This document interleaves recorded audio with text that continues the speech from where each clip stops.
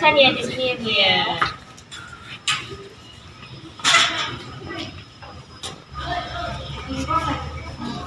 Saya lali selanjutnya yang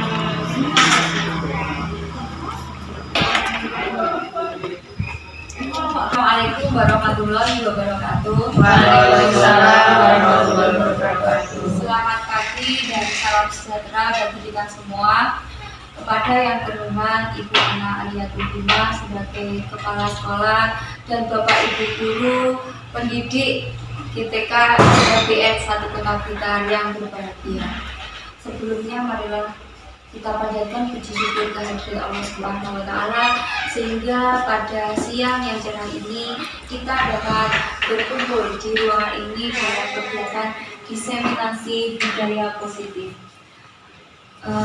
Selanjutnya kami dari rangkaian pendidikan guru pembeda angkatan 8 ini ada salah satu kegiatan yaitu diseminasi budaya positif.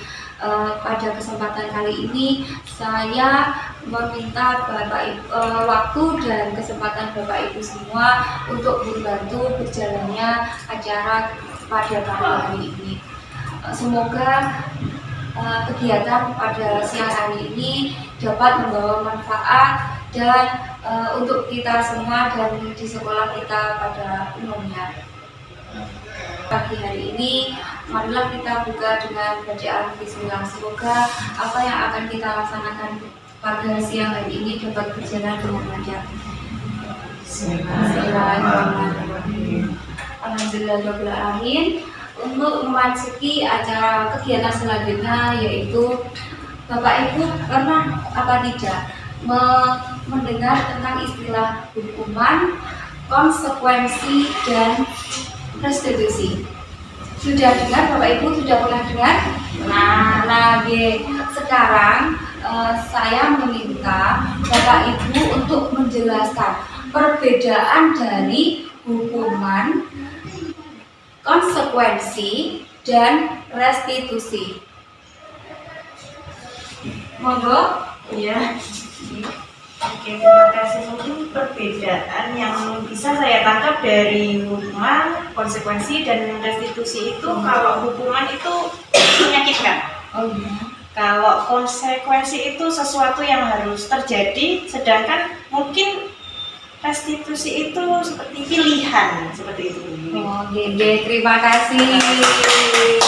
Ada lagi? Terima kasih. Kalau menurut saya hukuman itu kesalahan dari apa yang dia perbuat itu kesalahan, kemudian kena hukuman ya.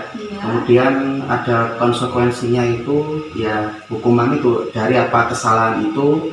Kemudian untuk restitusi itu penyelesaian dari kesalahan itu diselesaikan untuk agar tidak salah lagi. Terima kasih Pak Eko. Dari saya hukuman itu korban yang mendapatkan keadilan, ya, seperti itu. Sedangkan konsekuensinya adalah korban bisa diabaikan. Gitu. Terus untuk restitusinya mungkin korban mendapatkan ganti. Di Wisma adalah biasanya bersifat memaksa. Kalau konsekuensi itu adalah sesuatu hasil dari tindakan akibat dari tindakan. Kalau restitusi itu adalah pilihan. Terima kasih Bapak Ibu atas pengertian menurut Bapak Ibu sendiri dari hukuman, konsekuensi, dan restitusi.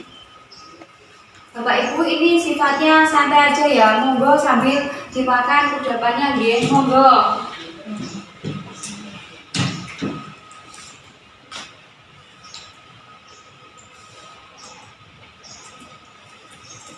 Nah, di sini kita akan membahas tentang disiplin positif.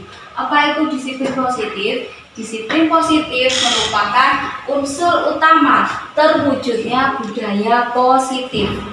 Disiplin adalah mempelajari bagaimana cara kita mengontrol diri dan bagaimana menguasai diri untuk memilih tindakan yang mengacu pada nilai-nilai yang kita hargai agar tercapai tujuan mulia yang diinginkan. Nah, ini diambil dari Socrates dan Plato. Adapun tujuan dari disiplin positif adalah untuk penerapan agar terbentuknya murid-murid yang berkarakter disiplin, jujur, peduli, bertanggung jawab, dan merupakan pembelajar sepanjang hayat sesuai dengan standar kompetensi lulusan yang diharapkan. Ini tentunya sudah tujuan yang diharapkan ini adalah anak-anak yang belajar Pancasila, ya. Ini anak-anak yang sudah menerapkan disiplin positif sesuai dengan profil pelajar Pancasila. Ya. Selanjutnya, adapun nilai-nilai kebajikan yang bisa diterapkan di lingkungan sekolah maupun di lingkungan kelas, antara lain kebersihan, tanggung jawab, rasa hormat, baik hati, dermawan, kejujuran, rajin, peduli, dan kesantunan. Sekarang saya minta Bapak Ibu memberikan contoh peraturan yang sudah kita laksanakan di kelas. Bapak Ibu sudah tahu peraturan di sekolah. Berarti peraturan itu apa, Bapak Ibu? Peraturan yang dilaksanakan di kelas itu pengertian dari pada peraturan. Monggo ya. Peraturan adalah apa? Contohnya dari peraturan. Contoh dari peraturan sudah kita misalnya kembalikan barang ke tempatnya. Nah, di sini nanti kita akan merubah dari peraturan kelas atau kesepakatan kelas itu juga menjadi keyakinan. Ya, dalam hal ini perbedaan daripada peraturan dan keyakinan adalah kalau yang dinamakan peraturan itu sesuatu hal yang harus dilaksanakan, ya. Jadi melaksanakannya bukan karena dari dalam diri, karena ada suatu paksaan. Kalau keyakinan merupakan timbul dari unsur intrinsik diri anak. Jadi anak itu melaksanakan peraturan tersebut, keyakinan tersebut itu memang sadar dari dalam diri, butuh melaksanakan seperti itu. Jadi tidak ada yang namanya paksaan, unsur paksaan, ya. Sekarang mari kita belajar untuk merubah daripada kesepakatan kelas atau peraturan kelas menjadi keyakinan kelas. Monggo Bapak Ibu memberikan satu contoh peraturan kelas. Monggo Bu Yulia, kelas yang sudah dilaksanakan itu peraturannya seperti apa? Kalau keyakinan peraturan peraturan dulu, peraturan dulu baru keyakinan. Satu contoh saja. Kalau peraturannya mungkin dilarang mengganggu orang lain atau hadir di sekolah 15 menit sebelum jam pelajaran dimulai. Terima kasih. Itu salah satu contoh peraturan. Mungkin Pak Eko ada contoh peraturan kelas? Monggo. Terima kasih. Di kelas saya sudah saya aturkan bersama-sama peraturan kelas itu dilarang melakukan kekerasan pada temannya. Kekerasan. Terima kasih Pak Eko. Bu Risma, mungkin ada contoh peraturan kelas yang sudah dilaksanakan Bu Risma. Dilarang mengambil barang milik teman. Terima kasih Bu Risma. Bu Nisa, monggo.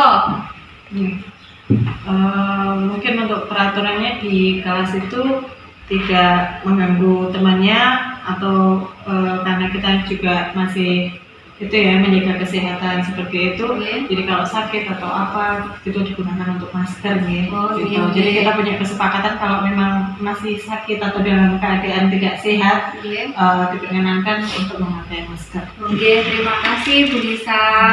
Oke, terima kasih Bapak Ibu sudah menyebutkan salah satu contoh peraturan yang sudah dilaksanakan di kelas masing-masing. Sekarang selanjutnya kita merubah dari kalimat yang awalnya itu berupa paksaan atau berupa peraturan dirubah menjadi sebuah keyakinan. Misalkan contoh, kembalikan barang ke tempatnya. Ini nilai kebajikan apa nih yang dikandung di dalam kalimat tersebut? Kalau kita mengembalikan pada tempatnya itu nilai apa? Tanggung jawab. Oke, tanggung jawab. Oke, terima kasih. Itu termasuk tanggung jawab, disiplin. Oke. Selanjutnya, dilarang menggunakan mengganggu orang lain. Ini nilai kebajikan apa nih Bapak Ibu kira-kira? Kalau dilarang mengganggu orang lain, berarti menghargai orang lain, seperti itu. Terus menggunakan masker berarti nilai apa nih di sini? Saling menjaga kesehatan. Menjaga kesehatan. Kalau melaksanakan piket kelas ini termasuk nilai kebajikan di dalamnya apa nih Bapak Ibu? Tanggung jawab, kebersihan, kesehatan. Nah, ini merupakan salah satu contoh kalimat-kalimat positif. Jadi di dalam hal ini keyakinan kelas ini mengandung inti kalimatnya itu berupa kalimat positif. Jadi tidak ada unsur paksaan, ya. Gitu. Selanjutnya kita akan membahas tentang motivasi perilaku manusia. Jadi dalam hal ini semua perilaku atau tindakan manusia itu ada motivasinya dari dalam. Ini ada 3. 1. Motivasi untuk menghindari ketidaknyamanan atau hukuman. Jadi misalkan anak-anak itu melaksanakan peraturan di sekolah, peraturan kelas. Ini motivasinya hanya untuk menghindari ketidaknyamanan atau hukuman. Nanti kalau melanggar, jadi otomatis akan mendapatkan hukuman gitu. Terus motivasi selanjutnya untuk mendapat imbalan atau penghargaan. Contoh, misalkan anak-anak itu selalu mengerjakan tugas tepat waktu, mengumpulkan PR. Nah, itu karena apa motivasinya? Karena gurunya itu sering memberikan ujian, memberikan imbalan. Nah, ini motivasi yang kedua. Jadi yang pertama itu hanya untuk menghindari hukuman. Kedua, untuk mendapatkan imbalan atau penghargaan dari orang lain, yaitu gurunya. Terus untuk motivasi selanjutnya yang ketiga, untuk menjadi orang yang mereka inginkan dan menghargai diri sendiri dan nilai-nilai yang mereka percaya. Jadi di antara ketiga motivasi ini, manakah Bapak Ibu yang bagus, yang paling bagus?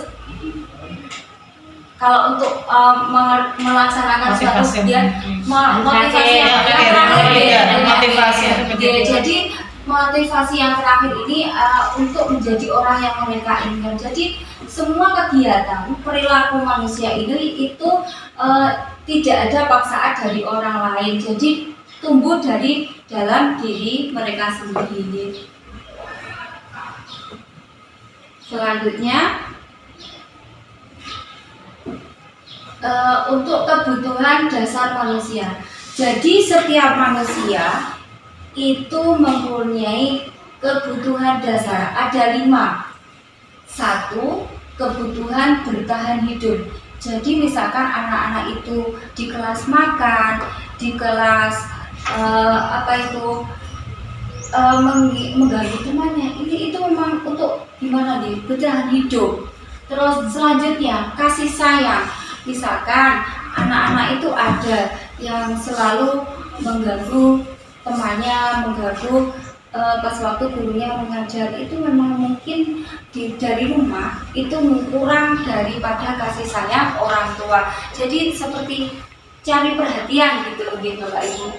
Terus ada lagi kebutuhan dasar diterima.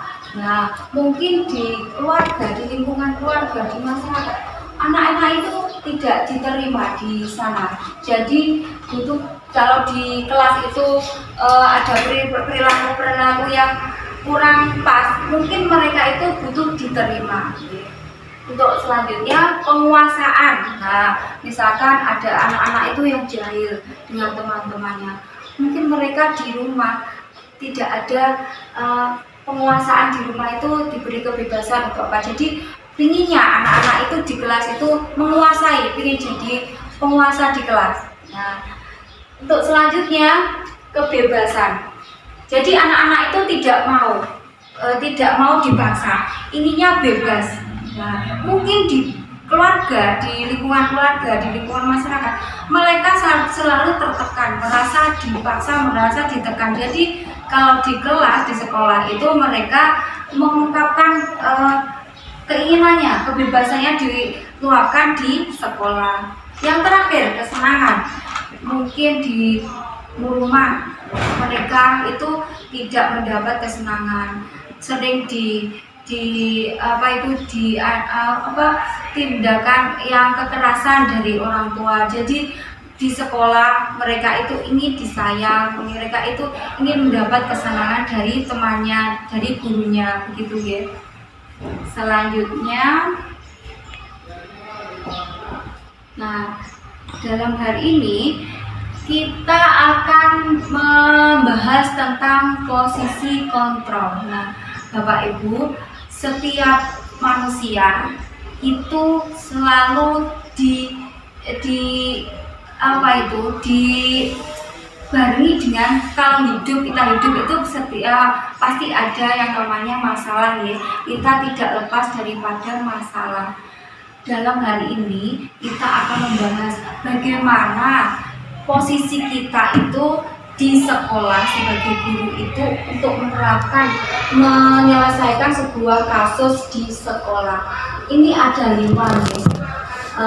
Nomor 1 itu posisi penghukum. Kedua, pembuat rasa bersalah. Yang ketiga, yang keempat, manajer. Bapak Ibu tentunya sudah pernah mendengar ya istilah posisi kontrol sebagai penghukum, pembuat orang merasa bersalah, teman, pemantau, dan manajer. Mungkin Bapak Ibu bisa menjelaskan posisi penghukum. Monggo Bu Yulia. Ya, posisi penghukum. Posisi penghukum, Nggih. menghardik, menunjuk, menyakiti, menyindir, seperti itu. Oke, terima kasih Bu Yulia. Ya, ini merupakan contoh-contoh sikap, tindakan yang diposisikan kita sebagai penghukum ya. Selanjutnya untuk posisi kontrol pembuat rasa bersalah. Monggo Pak Eko, mungkin ada yang bisa dicontohkan sikap kita pada saat menjadi posisi kontrol kita menjadi pembuat orang merasa bersalah. Monggo. Iya, kalau pengalaman saya itu saya itu berceramah kepada anak saya, kalau saya itu kecewa dengan kamu sudah merasa bersalah gitu Bu. Jadi kita kecewa, menunjukkan kekecewaan kepada anak. Jadi anak itu kalau sudah kita buat tindakan kita seperti itu, jadi anak itu jadi merasa bersalah ya Pak Eko. Oke, terima kasih Pak Eko. Selanjutnya posisi kontrol sebagai teman. Mungkin Bu Risma bisa memberikan gambaran. Kalau posisi kontrol kita sebagai teman ke anak-anak itu bagaimana Ibu Risma? Monggo. Nah, kita memposisikan diri sebagai teman anak-anak. Misalnya, kita meminta anak-anak untuk membereskan barang. Nah, kita tidak boleh hanya meminta anak-anak saja. Jadi kita juga bilang gini, Ayo kita lakukan bersama ya. Ayo kita bantu bereskan. Jadi kita bersama-sama membereskan barang bersama. Oke, terima kasih Bu Risma. Lali ya, Bu. Untuk selanjutnya, posisi kontrol. Contoh perilaku posisi kontrol sebagai pemantau. Mungkin Bu Nisa punya gambaran kalau kita sebagai pemantau itu bagaimana gitu Nisa? Sikap kita, perilaku kita dalam menyelesaikan sebuah kasus kepada anak-anak. Monggo Bu Nisa. Terima kasih untuk waktunya. Jadi gini, kita memposisikan sebagai pemantau itu lebih kita, misalnya kita memberikan tugas ke anak. Nah, itu kita tanyakan. Sekali kita tanyakan walaupun anak itu nanti responnya atau masih bingung atau seperti apa, seperti itu kan. Nah, kita tanya, gimana tadi kegiatannya, gimana tadi tugasnya, seperti itu. Jadi kita pantau anak terus dengan biarkan dia mengerjakan tugasnya dulu ya, otomatis kan seperti itu. Tapi tetap kita pantau dengan cara gimana tadi tugasnya, seperti itu, mengasihkan pertanyaan-pertanyaan seperti itu. Oke, terima kasih Bu Nisa. Dari ketiga, 1, 2, 3, 4, dari keempat posisi kontrol ini, ada lagi posisi kontrol sebagai manajer. Dalam hal ini, kalau sebagai manajer itu, kita senantiasa mengajukan sebuah pertanyaan. Mengajukan sebuah pertanyaan, ada tahapan yang namanya segitiga restitusi. Segitiga restitusi ini ada 3 tahap. 1, menstabilkan identitas. 2, validasi tindakan yang salah. Yang ketiga, menanyakan keyakinan. Oke, selanjutnya saya akan menampilkan ini video pada waktu saya menyelesaikan sebuah kasus di kelas saya dengan menerapkan segitiga restitusi ya Bapak Ibu. Monggo dipresani.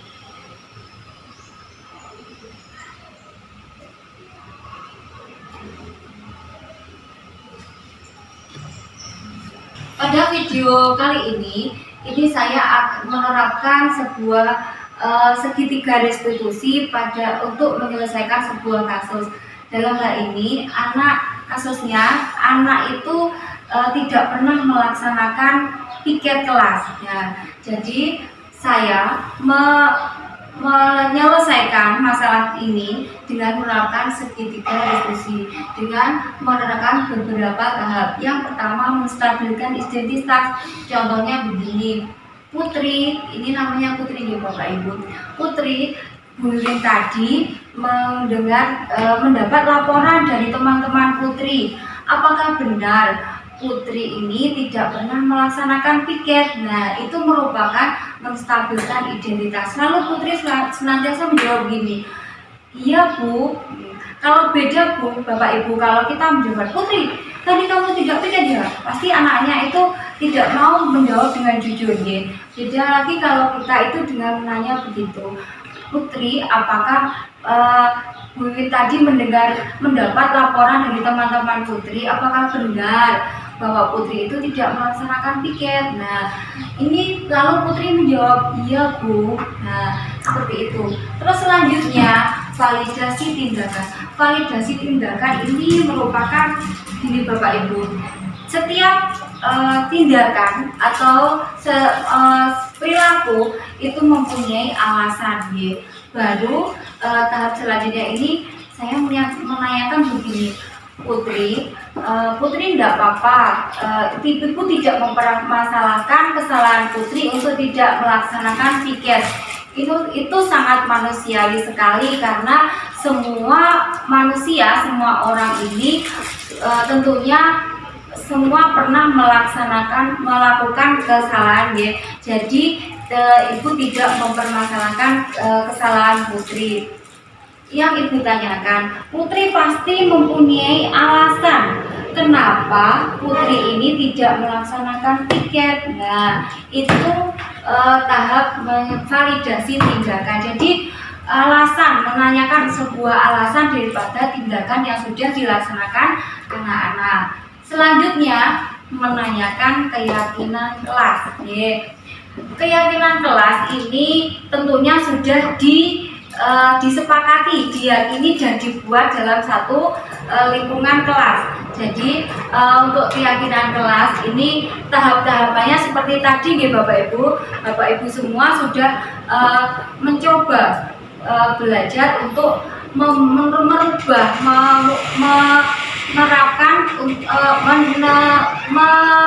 merubah daripada kesepakatan kelas atau peraturan kelas menjadi keyakinan kelas. Jadi begini, kalau sudah berubah menjadi keyakinan kelas, tentunya anak-anak ini sudah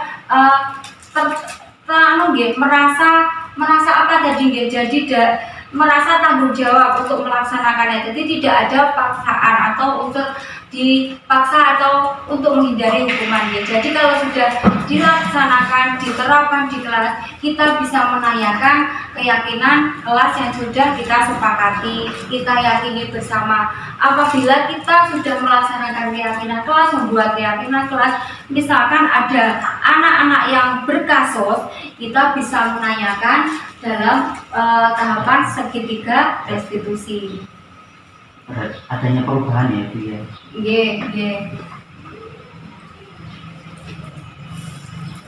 Nah, selanjutnya ini merupakan contoh-contoh budaya positif. Contoh budaya positif yang sudah dilaksanakan di sekolah kita tanpa kita sadari nggih Bapak Ibu. Contohnya satu, upacara bendera. Ini budaya positif yang terkandung adalah nilai disiplin, menghargai jasa para pahlawan nggih.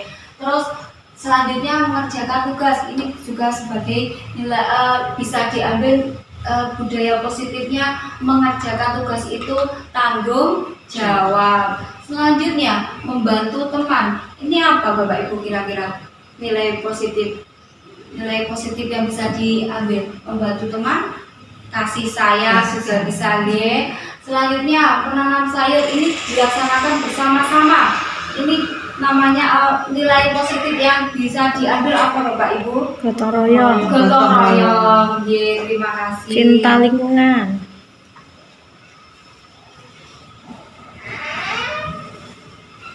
Langsung refleksi ya. Terus bedanya nggak apa-apa. Untuk tahap selanjutnya ini Bapak Ibu kita akan merefleksi kegiatan yang sudah kita laksanakan pada siang hari ini. Jadi materi yang sudah saya sampaikan kali ini, saya mengharap itu Bapak Ibu ada refleksinya nggih. Yang pertama, hal apa saja yang akan ditinggalkan. Nanti Bapak Ibu saya meminta untuk menulis di post-it dan dipasang di papan plano yang sudah saya sediakan. Ini saya bagikan post-it untuk menuliskan jawaban daripada soal nomor 1. Hal apa yang akan ditinggalkan setelah mendapatkan materi tentang budaya positif? Ini bisa.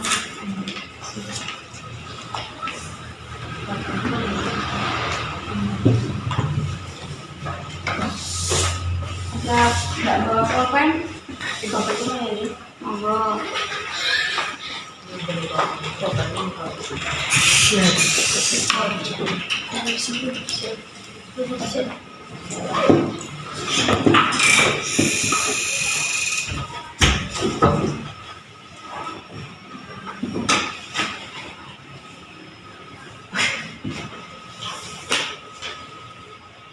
Apa yang ditinggalkan setelah melaksanakan kegiatan budaya positif, diseminasi budaya positif pada siang hari ini. Monggo Bapak Ibu dituliskan nggih.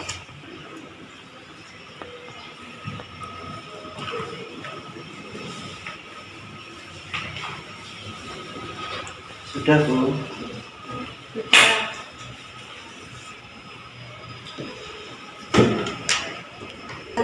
Pak Eko sudah selesai, monggo dibacakan dahulu Pak Eko hal apa yang akan ditinggalkan setelah melaksanakan diseminasi budaya positif ini? Monggo Pak Eko. Ya. Terima kasih Bu. Menurut saya untuk yang ditinggalkan itu membiarkan alat tulis di kelas itu berserakan. Jadi berserakan di mana-mana, nanti kan khawatirnya hilang. Jadi anak itu harus tanggung jawab. Jadi tinggalkan alat-alat tulis, kebiasaan alat tulis itu berserakan. Karena khawatirnya kan nanti bisa hilang alat tulisnya. Terima kasih yang sudah bersedia. Agak ke atas saja Pak. Ini terima kasih Pak Eko. Monggo Bu Yulia dibacakan dulu hal apa yang ditinggalkan. Hal yang ditinggalkan adalah memberikan hukuman pada anak. Sepertinya saya akan meninggalkan kebiasaan yang dikit-dikit memberikan hukuman pada anak kalau dia salah. Jadi mungkin saya akan lebih menggantinya dengan itu tadi kesepakatan kelas, lalu memakai kata-kata yang positif dalam setiap pembelajaran seperti itu. Terima kasih Bu Yulia.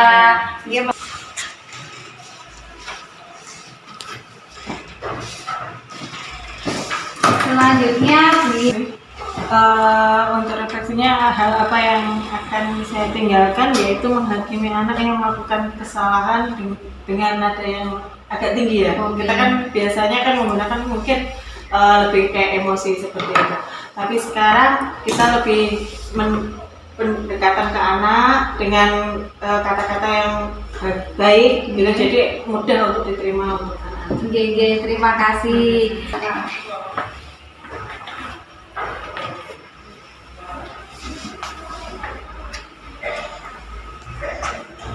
Selanjutnya Bu Risma, monggo Bu Risma dibacakan jawaban nomor 1. Hal yang akan saya tinggalkan adalah membuat peraturan yang bersifat kaku atau saklek gitu ya. Jadi peraturan yang tidak nyaman untuk dijalankan anak di sekolah. Lalu juga memberikan hukuman atau punishment pada anak. Terima kasih. Ditempel di papan plano yang sudah disediakan.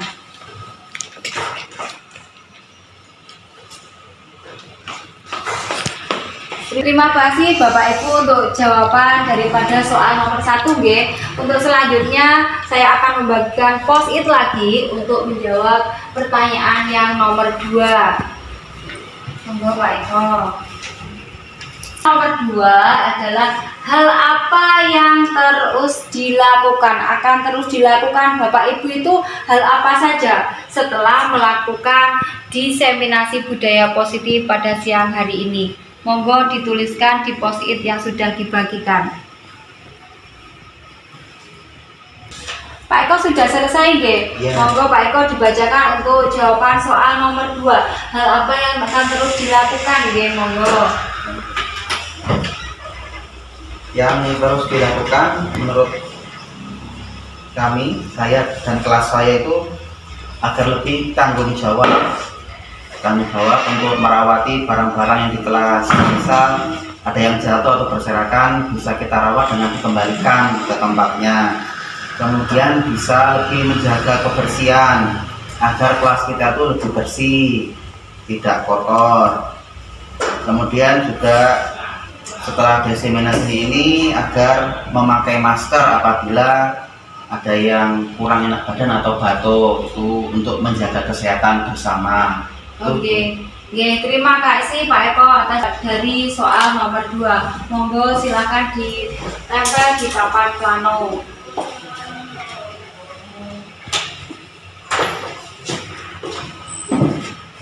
Selanjutnya Bu Yulia sudah selesai. Sudah. Monggo dibacakan Bu Yulia. Ya, terima kasih. Hal-hal yang terus dilakukan ini saya akan melanjutkan tentang kesepakatan kelas di awal pembelajarannya. Mungkin penyebutannya aja yang beda. Mungkin biasanya saya menyebutnya kontrak belajar seperti itu. Nah, itu tetap akan saya lanjutkan karena untuk mengajarkan anak-anak untuk tanggung jawab seperti itu. Terima kasih Bu Yulia atas jawabannya. Monggo ditempel di papan plano. Terima kasih. Selanjutnya Bu Nisa. Bu Nisa ini sudah selesai. Monggo dibacakan Bu Nisa. kasih. Hal apa yang terus dilakukan, yaitu saya akan lebih menjadi sebagai teman anak. Oke. Jadi kalau kita sudah anak-anak merasa nyaman, anak-anak merasa aman, otomatis kan kita memberikan kegiatan, lalu memberikan tugas, mereka akan tanggung jawab seperti itu, dan mereka juga akan berkata jujur atau seperti apa ketika kita menanyakan sesuatu hal yang mungkin terjadi di kelas tersebut. Jadi lebih kenyamanan seperti itu. Terima kasih Bu Nisa atas jawabannya. Monggo ditempel di papan belakang.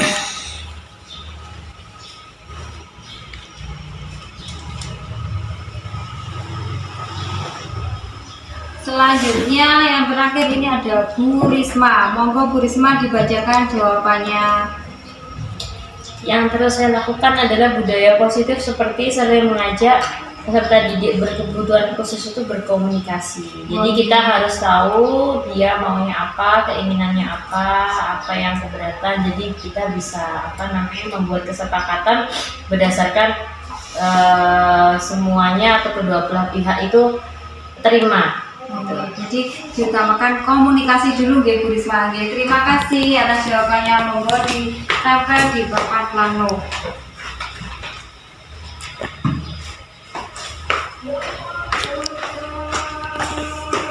Yang terakhir nggih, hal apa yang akan dilaksanakan? Yang akan dilaksanakan rencana Bapak Ibu setelah melaksanakan diseminasi pada siang hari ini. Monggo ditulis di post-it. Rencana Bapak Ibu yang akan dilaksanakan ke depan.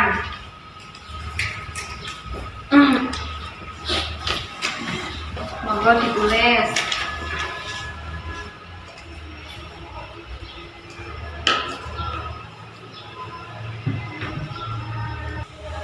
Mungkin Bapak Ibu mempunyai rencana nggih ke depan itu apa yang akan dilakukan atau rencana yang bisa diterapkan di kelas dan di sekolah setelah mempelajari daripada disiplin positif, budaya positif atau penerapan posisi kontrol di sekolah sebagai penghukum, pemantau, teman merasa bersalah.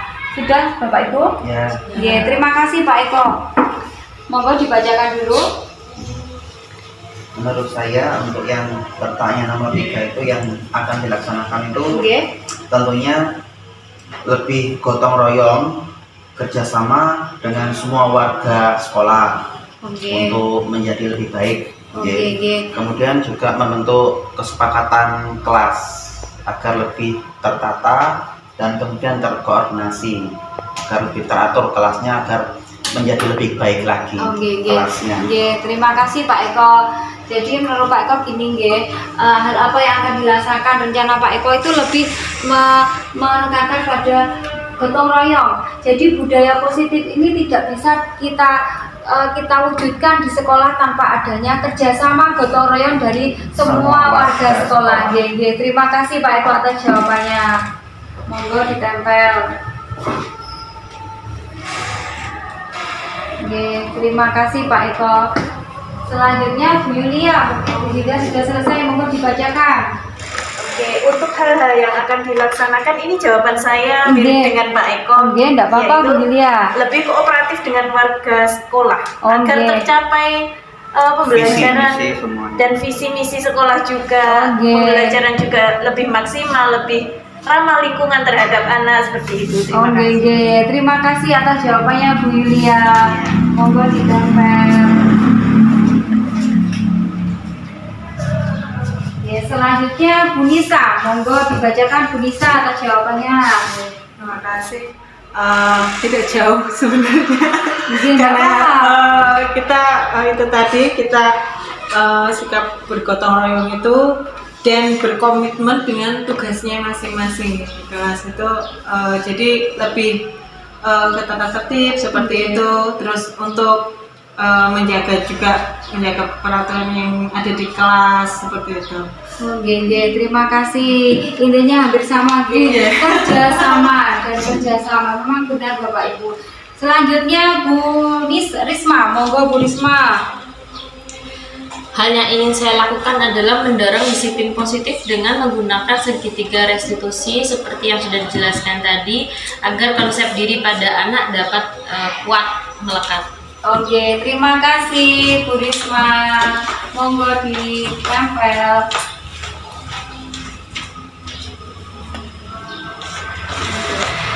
Terima kasih Bapak Ibu sudah menjawab refleksi. Ada 3 pertanyaan tadi.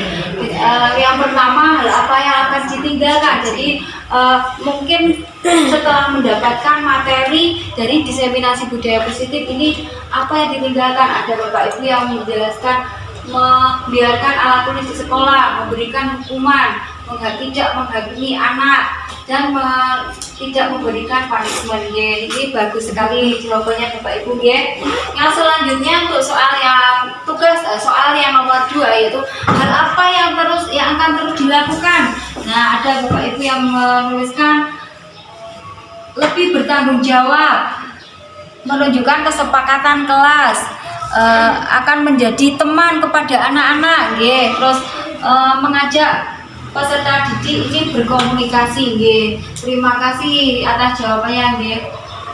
Ini tidak ada jawaban yang salah dan benar Bapak Ibu, semua itu benar. Untuk selanjutnya soal yang ketiga, hal apa yang akan dilakukan? Ini Bapak Ibu ada yang menuliskan gotong royong, kooperatif, selalu bersikap positif, dan akan menerapkan disiplin positif dengan menerapkan segitiga restitusi. Jadi pada intinya materi kali ini itu tentang budaya positif. Budaya positif ini bisa diwujudkan di dalam lingkungan sekolah, dalam lingkungan kecil di kelas. Ini tidak bisa terwujud dan tidak bisa tercapai daripada sebuah visi tanpa adanya sebuah kerjasama. Jadi apabila kita itu melaksanakan sendiri, tidak ada kolaborasi dan kerjasama dengan teman sejawat, kepala sekolah, dan semua warga lingkungan sekolah, ini tidak akan terwujud dari budaya positif. Selanjutnya, kemudian terima kasih. Serangkaian materi sudah kita lewati bersama. Semoga apa yang sudah kita laksanakan ini tadi dapat bermanfaat kepada kita untuk menerapkan budaya positif di sekolah. Terima kasih atas waktu dan kesempatan yang diberikan kepada saya untuk membantu saya melaksanakan diseminasi budaya positif dalam waktu 1.4 ini. Terima kasih. Saya akhiri. Wassalamualaikum warahmatullahi wabarakatuh. Waalaikumsalam.